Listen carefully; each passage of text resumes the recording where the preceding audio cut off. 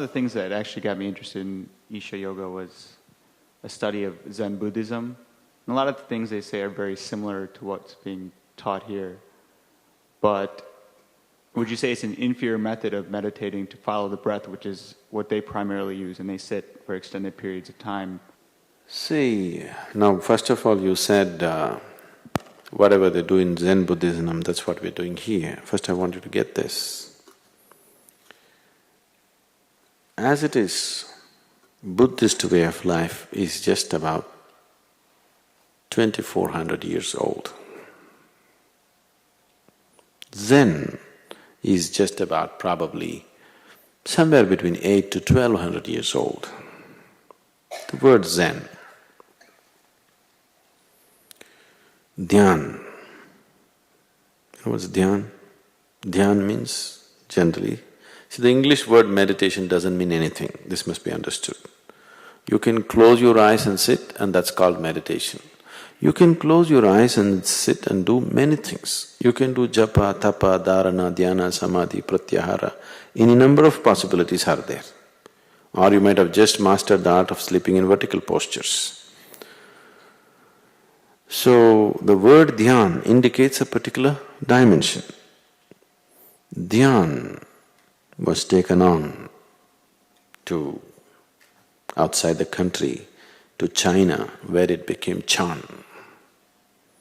Chan, somewhere down, when it flowed down to far eastern countries, it became Zen.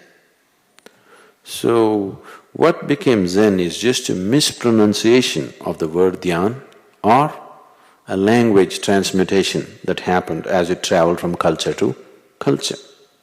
So they're talking about dhyan. Dhyan is of various aspects. I cannot go into all the details now.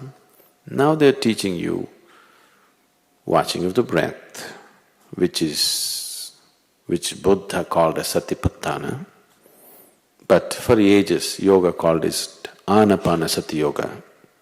So these are not new to Buddhism, these have been always there. One of the simplest ways to become meditative is to watch the breath. It's very simple. If you're just watching the process of breath as probably, I don't know what type you've been exposed to, but generally they're teaching you to watch the sensations that are created by the breath. You don't see the breath, you only see the sensations that are caused by the movement of the breath. That is the most rudimentary way of doing it. There are other ways of doing the breath which are completely different. In yoga, breath is known as the kurmanadi.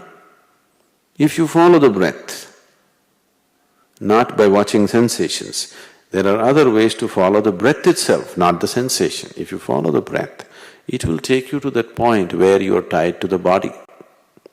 See, if I take away your breath now, your body will fall away from you, isn't it? Isn't it so?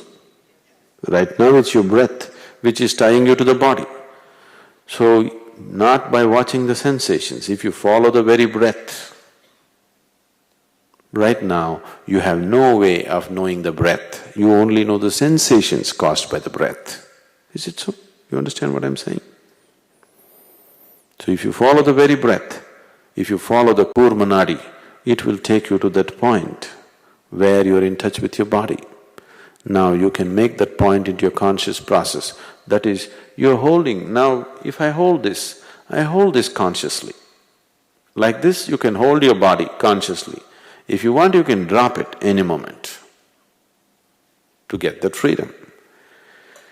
So whatever is being taught as Zen is just… I'm not saying it's inferior, it's a beautiful way.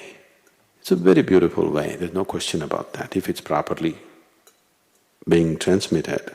I don't know what kind of Zen you're doing in Chicago, but if you receive Zen properly, it's a wonderful way. And it's not just about meditation, it's about changing your whole life. The very way you move, the very way you keep the body, the very way you do things, everything has to be integrated. Just watching the breath won't do it.